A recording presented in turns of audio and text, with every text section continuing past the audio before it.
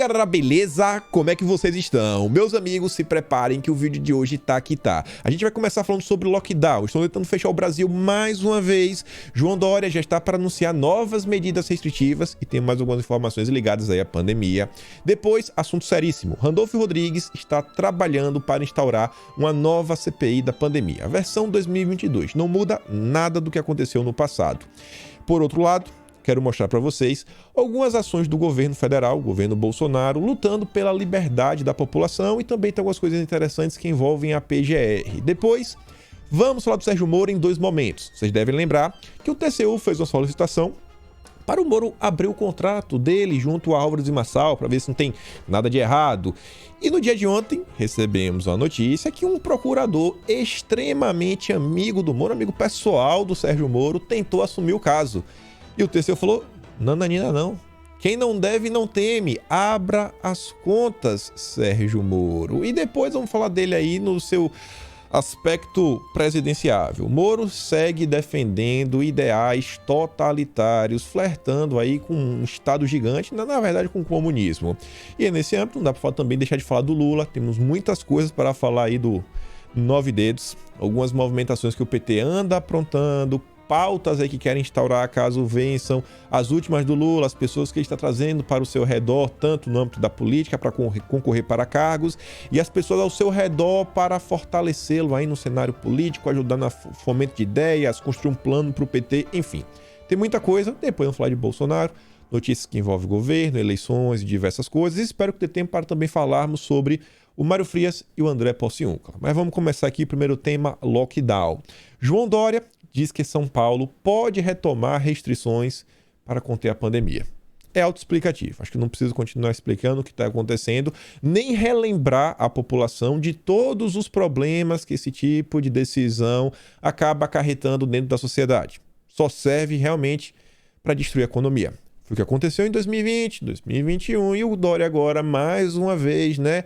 O grande, meu Deus, governador de São Paulo vai aprontar mais essa. Não, parece que não tem como fugir disso. Antes de falar mais alguns temas ligados aí ao Fecha Tudo, só para abrir um parênteses, porque é relativo ao João Dória, na verdade a TV Cultura, que é a TV Dória, que está subordinada ao governo do estado de São Paulo, a Verinha Magalhães resolveu convidar um historiador americano. Ela fez uma pergunta que eu acho que ela esperava uma resposta, como a Tsuki diz, ó.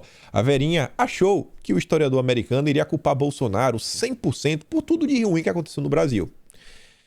E aí, não deu certo, tomou invertida. Não vou dar play no vídeo porque é um vídeo de quase 4 minutos, mas tá lá nas redes sociais rolando, lá no canal do Roda Viva. Só quero mostrar para vocês um pedaço da resposta. Ela pergunta, e aí? Se não fosse Bolsonaro o presidente, as coisas poderiam ser melhores? Se tivesse outro presidente? Um trecho da resposta é o seguinte, ó. Então, eu acho que é tentador, muito tentador, colocar toda a culpa nos políticos populistas que geram impopulares, entre muitas pessoas, particularmente entre os jornalistas, né? Os jornalistas odeiam o Bolsonaro no ano passado, né? Mas eu não acho que seja totalmente convincente dizer que outro presidente teria um maior sucesso. Mostre-me um país na América Latina que teve sucesso. Qual é o exemplo, Verinha? Podem culpar Bolsonaro pelos erros que ele comete, assim como eu culpo o Trump pelos erros que ele cometeu e culpo o Boris Johnson pelos erros que ele cometeu também. Mas não vamos nos enganar e fingir que tudo ficaria bem se outra pessoa estivesse nesses cargos. A Verinha tentou dar um duplo twist lacrado e tomou uma chapuletada assim que ficou sem reação. Vale a pena conferir o vídeo inteiro, tá rodando nas redes sociais. Verinha Magalhães escolheu muito mal. Mas voltando aqui ao tema, vejam só. Com o aumento de casos, já temos 8 estados que anunciaram medidas de restrição. Realmente parece que não tem como reverter a situação. O Supremo Tribunal, né, concedeu aos prefeitos e governadores a decisão final. A gente sabe que a orientação do governo federal é tentar trabalhar, né, não lembra, assim, pensar na saúde, mas sem esquecer da economia. Mas é pelo bem, né? É pelo bem. Fique em casa, a economia a gente vê depois. É o que eles dizem. Enquanto isso, Por mais que toda a imprensa brasileira esteja cruzando os dedos, assim, quase comemorando, né, o cenário que o Brasil vem se apresentando, ele é sensacional. O Átila ontem, não vou nem falar. O Átila ontem estava imparável, né? Um post atrás do outro, falando, não, olha só, isso, aquilo, outro, meu Deus, fique em casa não sai de casa, não saia, nem para ir no supermercado, pede o delivery, né, o Átila. Enquanto isso, um discurso que aí pode cair muito mal dentro do Brasil, principalmente politicamente, no ano de eleição, que eles estão tentando destruir Bolsonaro a todo custo, mas Bloomberg, grande imprensa, grande mídia, verificadinho, tudo mais, falando o seguinte, que a Espanha está pedindo que o problema da pandemia seja tratado como uma doença endêmica, como a gripe, tornando-se o primeiro grande país europeu a sugerir explicitamente que as pessoas convivam com ele. A Espanha do Pedro Sánchez, do PSOE, que estava junto com Lula ontem. Um país governado pela extrema esquerda. É como se fosse o PSOL no poder. Olha aí. Agora, quando o Bolsonaro falou que tinha que conviver, né? Pô, não pode só lidar com a saúde e esquecer da economia, não. Bolsonaro é um desgraçado, é um gênio e tudo mais. Ainda nesse âmbito, aqui não é um fecha-tudo, mas é um fecha-tudo das palavras, né? A censura do bem. O Alexandre Borges, que por falta de espaço dentro da direita, né, ele não conseguiu o carguinho que tanto almejava, mas agora está lá na CNN, está feliz da vida, postou o seguinte: a frouxidão do controle interno de conteúdo contra os produtos aí nas redes sociais do país é, infelizmente, um convite ao controle externo. A autorregulação está falhando miseravelmente. Ministério Público e legisladores terão que atuar para preservar vidas. Pô, tá faltando empenho das redes sociais em remover conteúdos, remover pessoas. E quando as redes sociais falham, a gente vai precisar que o Ministério Público e os legisladores, né, a Câmara, a CPMI da SEI, que está voltando, eles vão ter que salvar as vidas, né? Vão ter que pregar a censura do bem. O Felipe Trielli fala, né? Censurem. Sabe? Censurem. Cadê os censores? Desculpa. Censura salva vidas. Liberdade é escravidão. Fundo do poço tem um alçapão, né? Não cansa de descer e cavar um buraco ainda maior, o Alexandre Borges. E aí parece que ele foi ouvido pelas redes sociais. Francisco Cardoso, médico, trabalha aí à frente, sempre tentando trazer informações, teve sua conta suspensa no Twitter. Francisco Cardoso, que inclusive participou na CPI, junto lá com o Ricardo Zimmermann, em um dia que o Renan Calheiros baixou a bolinha e fugiu da sessão, porque não conseguiu apertar os médicos. É isso aí que a turminha, né, da oposição prega. Esse daqui é o debate, é a pluralidade de ideias. E aí, olha essa. E a gente fica se perguntando, né, como serão as eleições. Justiça Eleitoral do Estado de São Paulo. Obrigatório o uso da máscara. É necessária a apresentação de comprovante acompanhada com documento oficial com foto. Certificado KT, blá, blá, comprovante, blá. Você poder acessar lá as dependências. E aí, na hora de votar, também precisa do passaporte. Tem uma galera que já está planejando isso daí, achando que a medida pública é extremamente necessária. O Will diz, né? Está em um cartório eleitoral em São Paulo. Só quero ver como vai ser no dia das eleições. Haja coração, haja coração. Entrando no outro tema, ainda mais polêmico, Randolph Rodrigues veio ontem nas redes sociais para contar para o Brasil o seguinte, urgente, já protocolou um requerimento pedindo a instalação de uma nova CPI da pandemia para apurar as ações e omissões do governo federal no enfrentamento, só que agora a partir de 2021. Fechou a primeira versão 2021, termina ali, né, final do ano, e agora a versão 2022 começa no novembro de 2021, para tudo que acontecer, né, ponto a ponto. Entre outros pontos, teremos como foco atraso e insuficiência na imunização das crianças, insuficiência de provisão para a dose de reforço 2022, ataques do presidente da República aos técnicos da Anvisa e a imunização da população adulta e infantil, a insuficiência da política de testagem e o apagão de dados do Ministério da Saúde. Grave esse apagão de dados. O PT também está se movimentando no âmbito da Câmara para implantar uma CPI que voga sobre esse tema. O apagão do Ministério da Saúde. Randolph no Senado, Gleisi Hoffmann, PT, na Câmara. Memoriza isso, porque eu quero só falar umas coisinhas mais. O antagonista fala o seguinte: ao invés de pedir o impeachment do Augusto Aras, Randolfo Rodrigues quer instalar uma nova CPI para investigar os crimes continuados de Bolsonaro. E o Randolfo fala o seguinte: calma, Mateusz, calma, a mamata pode descansar. O Aras será o primeiro convocado para explicar quais providências ele tomou. E, mandando um recadinho para Augusto Aras. Parlamentares acionam o TCU contra apagão de dados no Ministério da Saúde. Isso que eu falei memorizar. Randolph no Senado, Gleisi Hoffmann na Câmara, 2 CPIs diferentes sobre o apagão da saúde. Ainda tem, só envolvendo o apagão da saúde, parlamentares diversos, indo agora no TCU, tá lá, Fernando Alessandro Vieira, Felipe Rigoni e Tabata Amaral, que sempre estão trabalhando juntos, trabalharam juntos pela PL 2630, lembre que sai da cabeça da Tabata, mas quem protocola no Senado é o Alessandro Vieira, PL das fake news. Trabalharam juntos também na época da saída do Sérgio Moro. Era pra ter... Só você ver meus vídeos da época. Procura aí vídeo de 25 de abril do ano 2020. Então, protocolaram a representação junto ao Tribunal de Contas da União, solicitando providências em relação ao ataque hacker sofrido pelos sistemas do Ministério da Saúde e o apagão de dados que se arrasta há um mês. O pedido também é assinado pelo secretário de Educação do Rio de Janeiro, Renan Ferreirinha. Apagão. Esses 3 movimentos. E para colocar agora a tampa na panela, vem o Gilmar Mendes. O restabelecimento dos sistemas de atualização dos boletins epidemiológicos deve ser tratado como prioridade. Há semanas, os estados e municípios enfrentam dificuldades em informar os casos que está rolando. Ponto.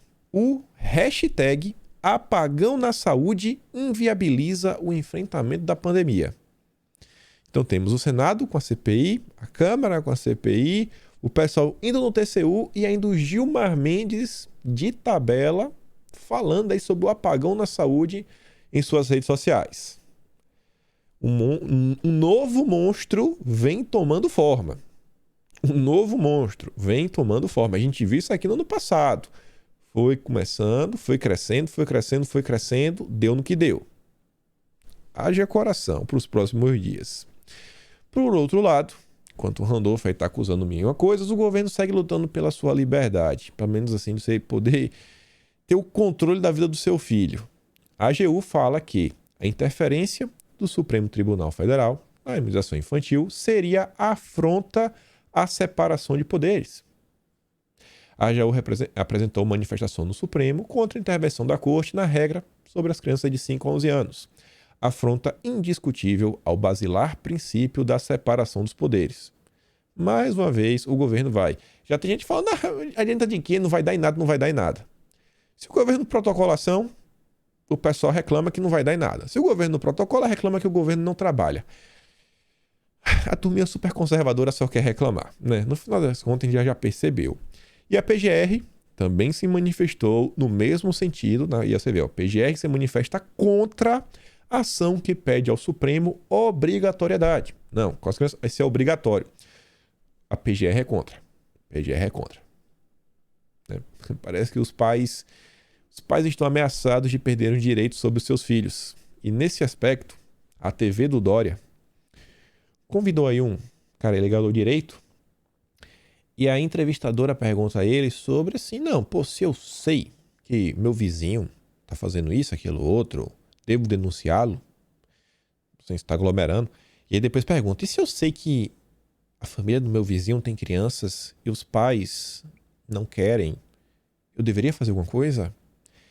E aí tá lá, perguntado se pode ser X9 e denunciar os vizinhos. E aí o cara responde, deve. Isso, ele basicamente fala que é um dever moral. E aí a Paula tá reclamando. O jornalista que é de esquerda. Uma jornalista de esquerda tá reclamando. Eu não vou dar play no vídeo, porque tem várias palavras que não pode passar e tudo mais. E também da TV Cultura, derrubou na hora. Mas vale a pena você olhar na rede social. Você que é pai, você que é mãe. O cara ainda fala que pode, inclusive, levar pro conselho tutelar e perder a guarda da criança.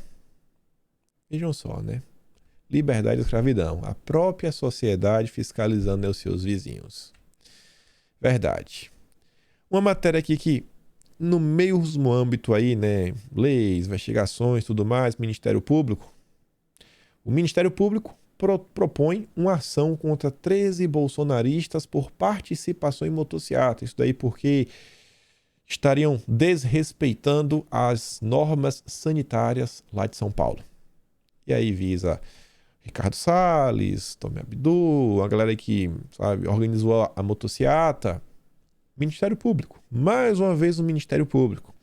E para ser chato, você lembra da PEC 5? A PEC que visava colocar algum controle no Ministério Público, né? Ia fazer uma pequena modificação no Conselho Superior do Ministério Público. Mas aí o antagonista, tomando Sérgio Moro, estão desmantelando a PEC da vingança. Não, vão acabar com o combate à corrupção. Não pode questionar, né, o Ministério Público.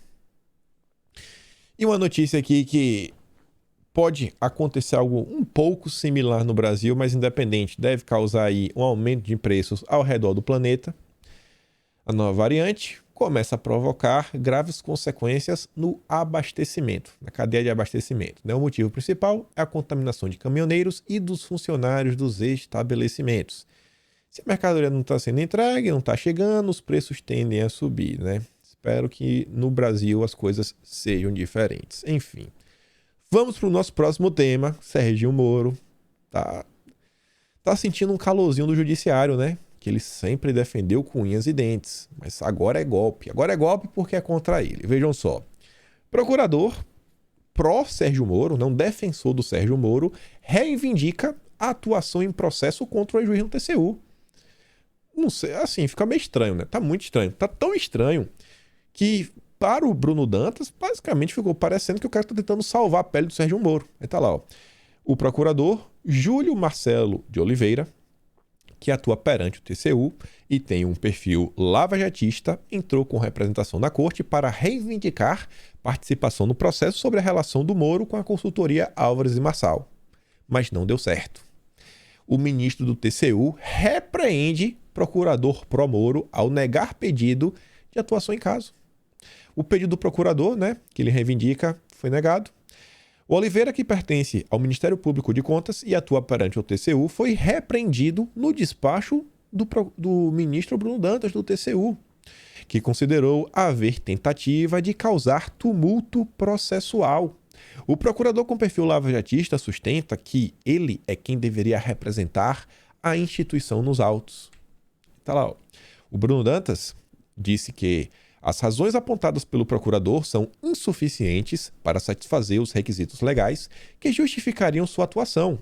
Abre aspas. Enfatizo que simpatia pessoal ou convergência ideológica não se confundem com interesse público. Não é porque você é amigo do Sérgio Moro que vai ter espaço aqui, não.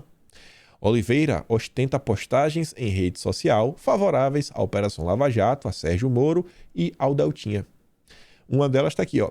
Fazer a coisa certa sempre. No dia que Moro saiu do governo, meio-dia, foi Moro sair, ele postou. Moro saiu do governo como entrou, íntegro, correto, leal ao país. Um gigante que sempre se colocou a serviço do Brasil. Que Deus o abençoe e proteja. Neste Dia Internacional de Combate à Corrupção, tive a honra de discursar na Câmara dos Deputados, na sessão solene, em homenagem a Sérgio Moro. Uma sessão para homenagear Sérgio Moro, tava lá ele, né? Mandando um salve e agradecendo o Moro pelo grande combate à corrupção. Ano passado, o Merval Pereira postou Verdades Escondidas, falando das mensagens do Moro. Moro com Deltinha, da Vaza Jato. Aí vem o Júlio. O circo para anular os processos da Lava Jato está sendo montado e os palhaços somos nós, cidadãos brasileiros. Não há nada nas conversas de Moro e Deltan que revele qualquer parcialidade de Moro nos processos. Nada. Nada. Sério mesmo assim. Nada. Zero. Moro e Deltan, zero. Rapaz. As provas estão lá. O TRF confirmou a condenação. Querem virar a mesa. Bom, quando a mesa virou e o Lula teve as anulações, as sentenças anuladas, o Moro defendeu o Fachin e o Deltinha veio a público falar que se tivéssemos mais Fachins, a Operação Lava Jato teria ido mais longe. Não cola, né? Não cola. Bom, a máxima popular é quem não deve não teme. O Moro, ele já poderia, no dia seguinte, cara, qual o trabalho? Você pega seu extrato bancário, liga pro Bonatti, tá aqui, ó, meu extrato bancário, quanto eu recebi, quando eu deixei de ganhar. Não sei por quê, cara. Moro que defende tanto transparência, não temos que ser transparentes, temos que combater a corrupção, mas tá assim, tá um caos. E, pessoal, o antagonista, assim, quando o TCU abriu esse pequeno questionamento, se já chega a ser um inquérito, o antagonista deu um chilique. Associou Bruno Dantas ao Renan Calheiros, se jogou no chão, defendeu o Sérgio Moro. Ontem foi um silêncio, tentando abafar o caso, um silêncio total. Quem não deve, não teme. Mas ontem, Sérgio Moro estava aí rodando nas ruas, né? Palestrinha pra cá e pra lá, tava até junto ao Temer, palestrando aí pra empresários. E aí, olha só, né? O grupo que se silenciou sobre a questão do TCU, né, para tentar colocar uma cortina de fumaça, deu aí voz sobre as falas de Moro em suas entrevistas. A Bia colocou aqui esse pequeno compilado, eu nem vou ler as manchetes, mas assim, ó, a primeira de todas, ela não colocou em ordem, foi essa daqui. Às 9h33 da manhã. Aqui é 11h42 do compilado que ela fez, né? 6 notinhas para tentar ajudar o Moro. 6. Eu digo para vocês, não é a pancada, um murrão no queixo que derruba. São os vários murrozinhos na boca do estômago para tentar cansar o adversário. O antagonista não é um site de notícias. Como, exemplo, você vê a Folha de São Paulo, gosta do Lula. Faz uma postagem lá, outra. Dá uma definida quando tem que dar voz para as ações, dá espaço para prerrogativas. Mas tá lá, critica Bolsonaro, vida que segue. O antagonista não. É literalmente assim, é um folhetim, sabe? De um projeto de poder. Cara, não é normal. 6 matérias no intervalo aqui de 2 horas. 2 horas e 9 minutos. Se você abrir hoje, você olhar no final do dia de hoje, você fala, vou esperar das 10 da noite, vou abrir o antagonista. Vai ter mais umas 15, 20 notas só sobre o Serginho Moro. Isso aqui não é jornalismo, amigo. Isso aqui é campanha eleitoral antecipada, né? Pra ver o que fica aparecendo. E aí vamos falar dele. Dilmou de novo. Mais uma vez, Moro dilmou. O antagonista tentou passar aquele pano. Olha só. Olha a manchete. Moro, 2 pontos. Não coloquei meu nome à disposição para repetir mensalão. Colocou uma frase de efeito. Só que a pergunta que fizeram pro Moro foi o seguinte, ó. Em entrevista à NSC Total de Santa Catarina, Moro foi questionado sobre como lidaria com o Congresso se fosse eleito. Moro, você foi eleito. Como é que você vai aprovar uma PEC que são 308 votos na Câmara e 49 votos no Senado? Como você vai fazer, Moro? Como você vai governar? Era uma pergunta simples. Sobre como ele vai fazer para obter maioria e avançar com suas pautas. Só que o Moro dilmou. Falou e não falou nada. Estocou vento. Então lá, na entrevista, foi questionado como ele que vai lidar com o Congresso. Já vou pular para a fala do Moro. Abre aspas. Eu não estou colocando meu nome à disposição como pré-candidato a presidente da República para repetir mensalão, esquema de suborno parlamentares. Não estou colocando meu nome à disposição para repetir esquema de rachadinha, ficar se apropriando de salários subordinados ou ficar lidando com verba pública de forma pouco transparente como necessariamente secreto. Moro, como você vai lidar com o Congresso? Ninguém quer saber do seu nome. Vai fazer o quê? E aí, Dilma Rousseff? Vai fazer o quê, Dilma? Segundo Moro, o combate à corrupção está em seu DNA. O combate à corrupção está no meu DNA. Eu não tenho a possibilidade de repetir esses erros. Erros é uma forma meio leve de dizer. Eu não tenho a possibilidade de repetir esses crimes. Moro, como você vai lidar com o Congresso? Fala, Dilma. Fala, Dilmo, né? Dilmo. O cara não consegue responder uma pergunta objetiva. Como é que você vai lidar com o Congresso, Moro? O meu DNA não tem corrupção. O meu DNA tem o combate à corrupção no meu DNA. Moro, como você vai lidar com o Congresso? Meu nome não vai estar ligado. Moro, como você vai lidar com o Congresso? O cara não consegue responder. É a Dilma. É a Dilma da terceira via. E ainda vem com essa, ó. Era pra eu ter contado na chamada. Eu não vou, assim, você acha que se eu tivesse contado na chamada, o pessoal não assistiu o vídeo. Eu falo, não vou nem assistir, deve ser fake news. O Moro elogiando o Lula. Não é possível, pô. Não é possível que o Moro esteja elogiando o Lula. Não é possível? Olha isso aqui. Agora, o que eu acho? Tá? Não é uma questão pessoal. Eu nunca tive nenhum problema pessoal com o ex-presidente Lula. Nenhum. Eu acho que até Ó, Durante o governo dele, essa ênfase na política social foi importante, embora tenha sido uma continuidade do Bolsa Escola do presidente Fernando Henrique. Tá? não só elogia, né, os programas sociais do Lula, como mandou aquele salve-salve pro Fernando Henrique Cardoso. Pô, cara, não dá, né, bicho? Não dá, né? Não dá. Não dá. Como levar a sério um cara desse? Defendendo o Lula. O Lula. Isso aqui eu nem vou mostrar o recorte, porque é um recorte de 6 segundos só. O Moro falando que como é difícil a vida dele, né? Porque o juiz ganha pouco. Vocês sabiam que juiz tem 14º? Vocês sabiam que juiz tem mais do que 30 dias de férias fora, ele tem mais de 30 dias fora os recessos. Mas a vida dele é tão sofrida que ele fala, pô, sempre precisei de escolta armada, meu parte da minha vida profissional. E a Elisa diz, né, pô, mas peraí, cadê? Ô, diacho. Não, eu me atrapalhei. Essa daqui é que ele elogia aquela que ele elogiou o Lula. E aqui dá, o sujeito que é contra o armamento da população, né, enche a boca para falar que faz escolta armada. Escolta armada para mim, desarmamento para você. Agora eu entendo porque ele e o Luciano Huck são amigos. Agora faz total e completo sentido. Só que as coisas ainda pioram. Gente, assim, quando eu falo para vocês que Moro, ele tem uma agenda que é pior do que a do Lula, não sei o que estou falando, é ele mesmo. Olha o que ele falou no evento, que inclusive o Temer também estava palestrando para empresários.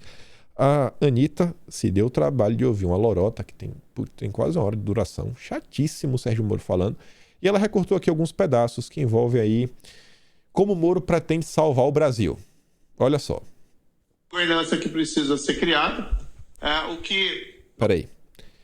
O Moro começa falando o seguinte, ó. A governança que precisa ser criada. E vocês já devem estar meio assim, quem assiste o vídeo de forma recorrente, já estão meio calejados que sabe que governança começa com G de ESG. Lá vai o Moro e sua agenda de compliance. Olha só.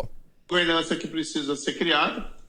O que nós estávamos cogitando é a formação de uma espécie de força-tarefa de erradicação da pobreza, que seria constituída na forma de uma agência nacional. Nós temos agências nacionais, por exemplo, regulatórias, com missões específicas, e a proposta seria a criação de uma agência com uma missão específica, diferente, evidentemente, de regulação, mas que permitisse uma atuação transversal, utilizando capacidades dos vários ministérios e das várias unidades da federação para o enfrentamento do desafio da pobreza. Não envolveria necessariamente a realização de novos concursos públicos e o aumento da burocracia estatal.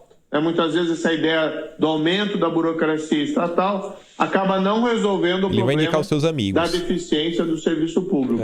A nossa ideia é utilizar o que nós temos de melhor dentro do serviço público, dos vários ministérios, dos vários órgãos já existentes, e reunir esse corpo qualificado dentro de uma agência específica com essa missão de verdadeira força-tarefa. Reunir esses agentes, esses servidores, os melhores, no formato de força-tarefa. Claro que tem que ser uma agência de uma certa dimensão, e essa agência tem uma capacidade de governança para atuar junto a todos os entes da federação e transversalmente nos vários ministérios de órgãos federais nessa missão de erradicação da pobreza. É difícil, é complexo. Mesmo os especialistas que eu ouvi reconhecem que essa governança ainda precisa ser construída. Governança, complexo. Ele vai combater a pobreza criando uma agência que vai impor regras e mais regras e mais regras e mais controle sobre sua vida. Peraí, a gente não está vivendo atualmente um período no planeta onde alguns governantes, principalmente de esquerda, e a imprensa estão avançando o controle social em nome de salvar vidas? Agora ele vai aumentar ainda mais o controle social para combater a pobreza. e combater a corrupção. E ele vai fazer isso com a força-tarefa, com os seus amigos, os melhores dos melhores dos melhores. E não sei se você entende quando ele fala o seguinte, que essa agência ela vai ser transversal. Ela vai atuar assim de igual para igual para tudo. É uma agência que o que ele está fazendo, na verdade, é mais uma vez tentar implantar o que eles fizeram na Lava Jato. E quando o Aras falou, não, criaram um chilique. Ele quer criar um órgão que é independente. Não é uma agência que está subordinada a alguém. Ela tá aqui, ó. Ó, tá todo mundo aqui. Ela não tá abaixo de nenhum ministério. Ela não tá subordinada a ninguém. É como se fosse a Lava Jato. A força-tarefa da Lava Jato. Que quando o Aras fala, não, a gente vai colocar a GAECO, aí foi aquele caldo dos mamateiros do antagonista. Ai, o Aras está tentando interferir na independência do Ministério. Ai, nossa independência. E ela falou, cara, assim, tem que ter um mínimo de hierarquia, né? Tem que ter alguém assim, sabe? Tem uma hierarquia. O serviço público era assim, ninguém tá fora, ninguém tá desgarrado. A vida é assim, né? A vida, existe hierarquia na vida. Não, é uma agência que tá fora. Ninguém controla. Incontrolável. Já pensou nisso? E aí governos passam e a agência tá lá, criou um monstro. Um monstro que desde a sua concepção tem DNA lavajatista. Complicado. Esse cara, ele pode não vencer, mas ele vai continuar como lobista. Ele vai continuar como um militante chato, como é um Elona Zabó da vida, ONG Sou da Paz, Instituto Igarapé. É o Sérgio Moro agora. Aí você vê, o Texugo ontem ele fez uma thread bem interessante, mas eu não vou trazer ela completa, que ele está falando um pouco mais de compliance e traz até um texto do próprio Sérgio Moro. Olha só, qual a relação do compliance com os lavajatistas e também como isso interfere na sua vida, na prática, se você não entendeu. Ainda no texto é abordado várias citações de leis que foram promulgadas e tribunais criados com a finalidade de combater a corrupção. E é admitido que o tema só passou a ser tratado de forma contundente por causa da Lava Jato. Primeiro parágrafo. Apesar de se identificar inúmeras leis que tipificam e estabelecem sanções quanto ao crime de corrupção no Brasil, apenas em 2014, com o início da Lava Jato, o tema passou a ser tratado de forma mais contundente. A Lava Jato serviu para avançar com essa agenda. Aí no final ele diz, os reflexos da Operação Lava Jato são observados no meio empresarial e público por meio de medidas para coibir ações desta natureza. As ações de governança e incentivo à integridade são temas recorrentes nas pautas dos executivos e servidores públicos, nos quais se observa a maior importância na implementação de medidas para assegurar o compliance. Aí o Texugo fala o seguinte, o que isso impacta a minha vida? Espero que você tenha notado que isso vai além do limite de atuação entre organização e cliente. O mesmo se insere na sociedade através da educação dos funcionários em prol do controle social. Entretanto, se você não aderir, será substituído por algum jovem dinâmico de cabelo azul que está socialmente educado com as políticas de compliance que chegaram na sociedade. Em resumo, ou aceita o compliance para te controlar socialmente, ou a porta da rua será a serventia da casa. A gente está vendo exatamente agora. Quem não tem um passaporte, infelizmente não pode trabalhar. Você, às vezes, assim, pode parecer pouco. Eu gosto de usar uma cruzinha, eu gosto de usar um crucifixo, eu gosto de mostrar minha fé. Aqui na empresa não pode. Vai ter que tirar. Você vai ter que negar sua fé. Mas o que é que isso aí incomoda? Não posso botar por dentro da camisa? Não pode. Se a gente vê por dentro da camisa, você está demitido. E não só você tem que tirar sua cruz, como você tem que usar um colar, sabe aqueles crachá? Todo mundo deve ter visto um desse, né? Que tá na moda. É o crachá da empresa, mas que a cordinha é o arco-íris. Você tem que colocar. E vai indo, e vai indo.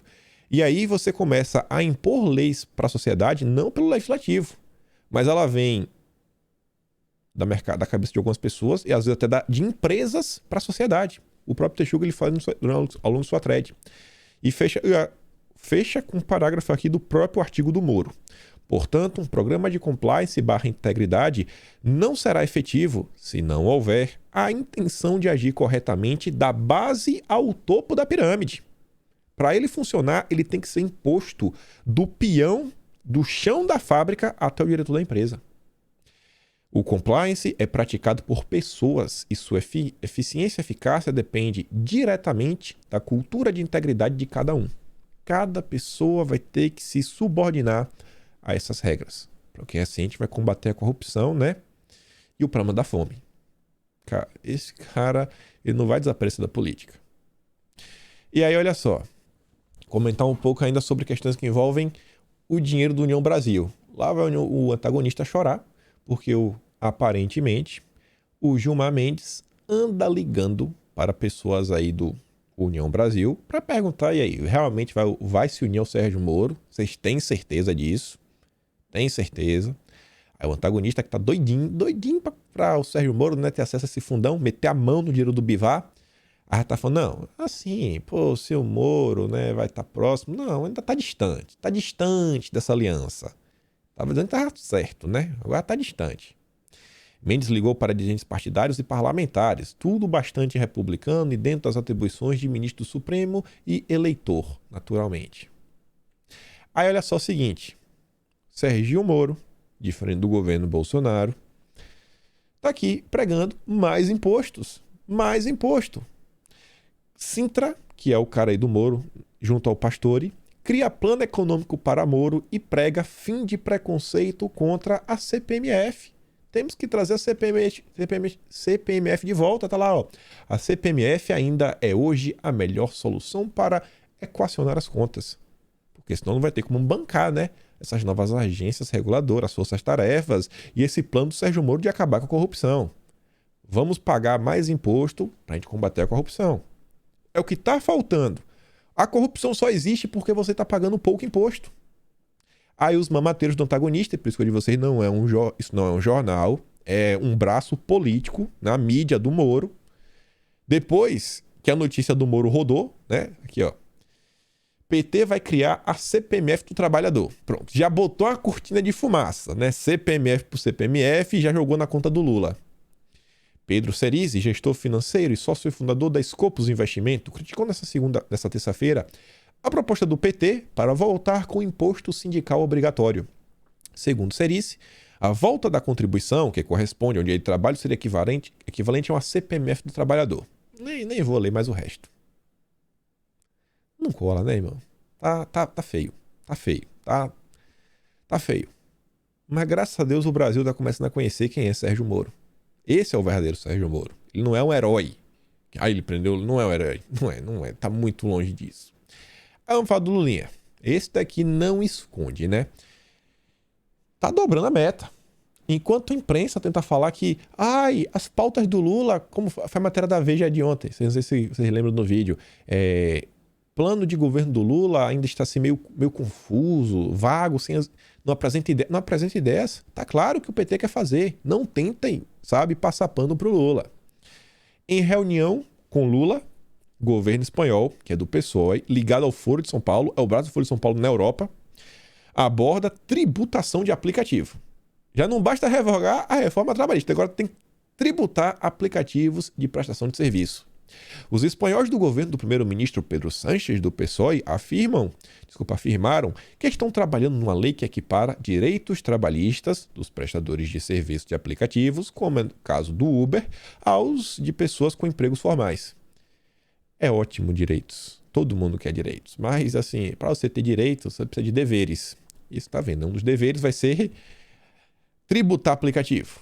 Pagar mais imposto. Aí você vai pagar mais um imposto, aí você vai ter uns direitinhos a mais. Não dá certo. O PT sabe que não dá certo, mas o importante é manter a narrativa e a pose. Lula esteve muito mais preocupado em ouvir as explicações dos espanhóis do que falar sobre o seu plano de governo. Ele foi à Fundação Perseu Abramo para participar da reunião, e isso é importante. E ao lado dele estava o Aloysio Mercadante, que preside a instituição.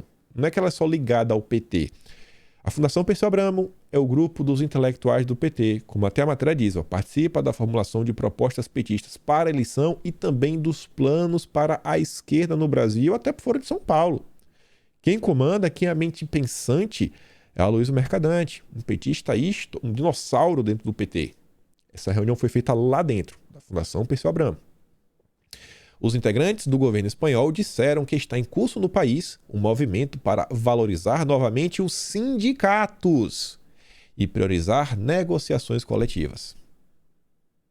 O que o Lula quer, na verdade, é que você volte a pagar, né, o imposto sindical. É isso daí que o Lula quer. Ele não tá ligado para ele quer que você dê dinheiro pro sindicato. Eles precisam disso. Lembra do que a Dilma falou, né? Pô, o responsável por destruir o surgimento de uma ultradireita, uma direita, na verdade, é os movimentos sociais. E ele, para isso, ele também vai precisar, né, da anuência do exército e dos outros poderes. E para o movimento social existir, também precisa de um cacauzinho, né? E desde que acabou com o imposto sindical, muitos sindicatos teve que fechar as portas. E a gente sabe que os sindicatos são todos alinhados ao Lula. Aí o Alckmin, que pô, tá ficando feio pro Alckmin, né? Tá cada dia pior e a gente dá risada, acho que todo mundo tá torcendo pela briga. Aliados de Lula tentam apagar incêndio com Geraldo Alckmin. Aliados de Lula agem para minimizar a notícia, né, que o Alckmin estaria preocupado. Aí tá lá, uma operação para minimizar os estragos da notícia que o Alckmin estaria preocupado com a promessa feita pelo petista a revogar a reforma trabalhista está sendo colocada em prática. Aliados de Lula admitem que o próprio ex-presidente, os diretores do PT que defendem a proposta, precisam explicá-la perante os políticos do Centrão, né? E principalmente perante a sociedade. Não, vocês não entenderam direito. Vai ser um imposto do bem. Vai ser bom. Você vai pagar mais imposto, mas isso vai ser bom. Acredite no PT. Acredite. Vai ser muito bom. Vai ser bom. Você vai ver como vai ser bom. E ainda sobre o Alckmin, olha só. Na verdade, não era para colocar essa daqui primeiro. Acho que faz mais sentido falar essa daqui, ó. Alckmin vai perdendo espaço no PT. Lula não se abalou a procurar Alckmin para explicar, nem muito menos tranquilizar, né, sobre o que ele vem falando. Tô nem aí pro Alckmin. Tô nem aí. Alckmin ficou pendurado na brocha e Lula não mostra maior interesse em levar-lhe uma escada. Enquanto isso, os petistas, que já fizeram até um abaixo-assinado contra o Alckmin, estão se encarregando de levar o teto embora. Cada vez com menos espaço para voltar atrás e ser candidato a governador pelo estado de São Paulo, Geraldo Alckmin vai ficando solto no ar.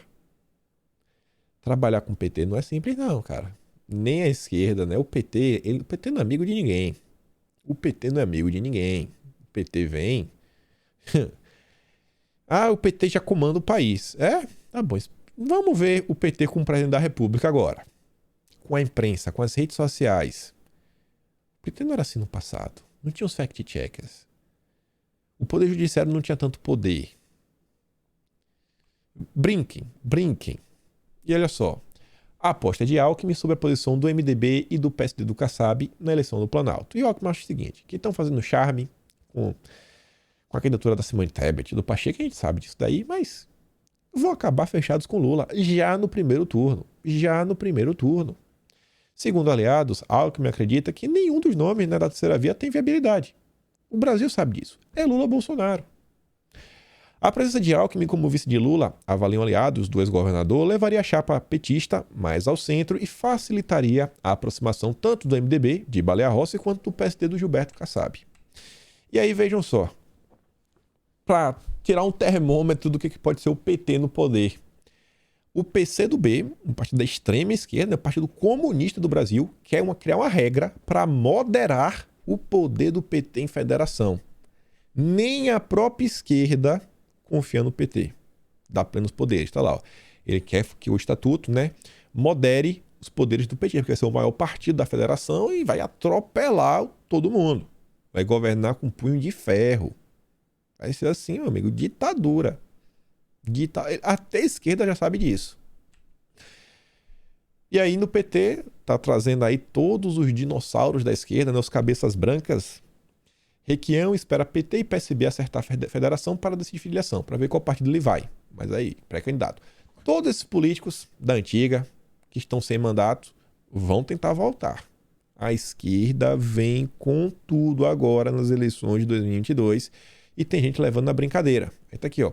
PT quer comissão para discutir enfrentamento das enchentes. Quer criar uma comissão especial na Câmara para ficar debatendo um tema, conseguir matéria na imprensa, que é a matéria do Globo, se a gente colocar ali a logomarca. Criar matéria já na imprensa, criar, quem sabe, leis, aqui uma coisinha aqui, uma nota técnica, tudo mais, soltar uns projetos, ganhar palco. Época de eleição, precisa de holofotes. Isso aqui traz votos. Aí, ó. Querem discutir ações de enfrentamento das consequências desses desastres para a população. A solução vai ser o seguinte: vamos doar 10 bilhões para os estados afetados. Até porque na Bahia, né, o governador é Rui Costa, que é do PT. Então o Rui Costa vai gastar esse dinheiro, vai fazer um monte de obra, tudo em nome do PT. Aí bota para Minas Gerais também. O Calil é brother nosso, tentar derrubar o Zema. Quais são os interesses do PT em uma comissão dessa? Acha que ia ajudar o povo? Você consegue acreditar nisso? E olha essa daqui também, interessante. Matéria é longa, mas se resume em 2 parágrafos. Os empresários que mais doaram para o jantar em homenagem a Lula. Não é que esse pessoal está doando para o Lula. Esse é o primeiro ponto. Mas o BTG e a Qualicorp. Se lembra do Júnior da Qualicorp? Que a gente começou até o ano passado falando da delação do Júnior da Qualicorp, que envolveu até políticos sem mandatos. Então, ambos, cada um doaram cerca de 50 mil reais. Só que para o jantar, que é do grupo Prerrogativas. Você viu, a doação do BTG foi viabilizada por um dos advogados do banco que integra o Prerrogativas. Um dos advogados do banco integra o Prerrogativas. Nesse Brasil, onde as pessoas comuns começaram a acompanhar o poder judiciário, assim, de perto, né? Ver o que acontece, por onde vai, por onde vem. Eu acho assim que vocês já entenderam que muitas ações, elas não são puramente técnicas. Elas possuem, né, aquela... Como é que pode falar, né? Aquela componente política, né? Tanto que é na hora de escolher um advogado, aquilo outro, você sempre assim, não, vou nesse cara aqui, que esse cara, ele tem trânsito, né? A palavra que vem sendo utilizada cada vez mais na política. Aí você tem um banco. Toda hora o banco tá na justiça. Você não vai querer fazer uma moral com prerrogativas? Eu acho assim que ninguém apoia o prerrogativas. Porque ninguém vai apoiar quem tá ligado ao Lula. Mas vocês vão me falar que esse grupo de advogados não tem um poder político? É aquela coisa, né? 50 mil hoje para, quem sabe, economizar lá na frente bilhões, milhões. Que vai ter advogados extremamente qualificados que vão te defender em causas milionárias. Política, né? Política. 50 mil tá barato. E olha só, lá vem a imprensa, né? Assim, Estadão um pouco diferente da Veja, falar que pré-campanha de Lula coleciona erros, mas só agora adversários acordam. Só agora. Bolsonaro tá falando isso daí tem milênios. É porque o Moro e o Dória fizeram uma crítica. A matéria, na verdade, é para mostrar como o Dória e o Moro e todos os presidenciáveis da terceira via não criticaram o Lula em nenhum momento. Zero. Só agora que resolveram começar a criticar o Lula. Eles listam que o Lula vem elogiando ditaduras, já falou em controlar a imprensa. Aí chama de derrapada, revisão da reforma trabalhista. E aí diz, né, em ordem unida, petistas se apressaram para alardear que a escolha de Guido Mantega como porta-voz econômico não significa que o ex-ministro da Fazenda terá voz ativa na campanha, como se Lula fosse um iniciante e desconhecesse a máxima de que política, gestos são tão importantes quanto atitudes. Está colecionando problemas, colecionando verdades que têm que ser ocultadas da população. O povo não pode saber disso. E a turma da terceira via estava calada, né? Começando a criticar agora. Mas logo menos parar de criticar de novo para voltar a falar de Bolsonaro, né? O Dória vai estar junto ao Lula. Pode anotar. O Dória vai estar. Talvez o Moro não esteja no palanque, mas o Dória vai estar. Pelo menos no segundo turno. Certeza. Olha essa também. As conversas de Lula com apoiadores no fim de ano. Lulinha, né, mais do que nunca, ligou para várias pessoas no fim de ano falando o seguinte, ó: esse é o ano de nossas vidas, conto com você. A disposição do petista para articular apoios e mobilizar aliados tem chamado a atenção até mesmo de petistas históricos. Olhem o empenho que o Lula, o PT, a esquerda, a oposição está colocando nas eleições de 2022. Enquanto isso, a direita está fazendo brincadeiras, né? Vamos eleger, sei lá, falando de tal. Não vou votar nulo. Não, ontem até estava lá, né, a Jovem Pan, um dos comentaristas da Jovem Pan, falando aí, né, sobre como as redes sociais, aí começou no meme, mas, pô, pode virar verdade, hein? Falando da candidatura do Ítalo Marcilli. A pessoa não esconde as suas ligações com alguns partidos políticos super conservadores, né? E algumas pessoas também estão aí que serão candidatas. Eu fico só observando. Na época de eleição, muita coisa vai fazer sentido. Muita coisa. Muita da gente é que faz, inclusive, as críticas construtivas. E já até falando sobre eles, e fazendo um link aqui com essa matéria anterior da Veja, mostrando o ímpeto e a vontade do Lula em vencer, a Mariana, que até já colocou a bandeira do Brasil 22 no nick dela no Twitter, ela escreveu uma coisa que eu achei bem interessante. Ela resumiu em poucas palavras algo que é tão óbvio, mas as pessoas não conseguem colocar na cabeça. Respire fundo e repita comigo. Bolsonaro não é perfeito. Bolsonaro não é perfeito. Bolsonaro não é perfeito. Pronto. Pronto. Desce daí e vamos fazer a campanha. Para de mimimi e vamos encarar a realidade. Comunismo, aqui não. A realidade é, o comunismo tá ali, ó, na curva já. Você já tá vendo o carro, o trator vindo em sua direção. Mas tá lá turminha do voto Lulo. Super conservadores. Você vê como a imprensa trata Bolsonaro, né? Bolsonaro adota infralegalismo autoritário contra a democracia, apontam pesquisadores. Dessa vez não são especialistas nem leitor. Agora sim, me desculpa, eu não tenho capacidade para explicar para vocês o que é infralegalismo autoritário. Isso aí transcende a minha capacidade de entendimento. Sabe? É cada pérola que a imprensa cria. Infralegalismo autoritário. Não, pensa na palavra difícil, hein? Infralegalismo. Pronto, vamos botar infralegalismo autoritário. Arrobos autoritários tá em desuso já tá batido. A gente usou muito em 2021. Já também falamos muito tempo gênero não tá colando mais. Vamos pensar uma palavra nova. Esse é o cara aí que a imprensa ataca diariamente, né? Envolve aqui o entorno de Bolsonaro, questões eleitorais. Quantos deputados Valdemar calcula eleger com o Bolsonaro? Na conta do Valdemar, sozinho, ele acha que o PL consegue emplacar entre 30 e 40. E o restante seriam mais entre 30 e 40, que seriam ligados aí, né, que Bolsonaro deve eleger, os deputados da direita. Então, quem sabe poder chegar a quase 80 deputados. Uma conta muito alta, não é impossível. Já no passado, já tivemos partidos com o PT já teve quase 100 deputados na Câmara. Eleger toda essa turma e também eleger Bolsonaro, né, pô, seria o melhor dos cenários. É o que todo mundo do PL deseja. Mas quem conhece de perto, o Valdemar, sabe que o mais importante é bancada, Congresso, Câmara, mais especificamente. Até porque é assim que seja Bolsonaro, seja Lula, seja quem for o presidente, ele continuará tendo ativos valiosos para colocar em qualquer mesa de negociação. Porque na hora de você tomar decisões sobre o país, que o Dilma Rousseff, né, o Sérgio Moro não sabe responder, na hora de você lidar com o Congresso, são votos. Quem tem uma bancada de 80 deputados, manda muito, hein? Manda muito, muito. Dá tempo? Dá tempo.